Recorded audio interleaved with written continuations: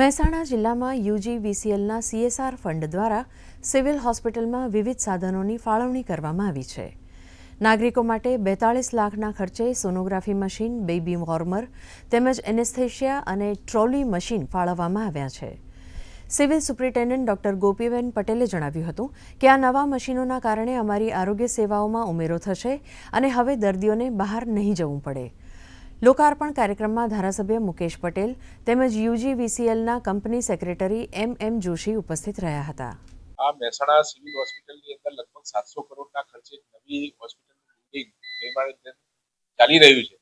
તેમ છતાં 150 જેટલી ઇન્ડોર પેશન્ટની સગવડ પણ અહીંયા કરવામાં આવેલી છે અને MCH લેવલના ડોક્ટરો એટલે કે સ્પેશિયાલિસ્ટ, સુપર સ્પેશિયાલિસ્ટ ટાઈપના ડોક્ટરોની પણ સેવા આ સિવિલ હોસ્પિટલની અંદર મળી રહે છે.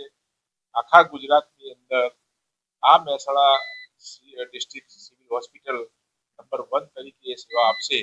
આ હોસ્પિટલ માટે અમે 4 પ્રકારના ઇક્વિપમેન્ટ, એનેસ્થેસિયા મશીન છે, સોનોગ્રાફી મશીન છે, બાયપોલર મશીન છે એનેસ્થેસિયા માટેનું, અને એક બેબી વોર્મર જે આપણે નિયોનેટલમાં ઉપયોગ કરીએ છીએ.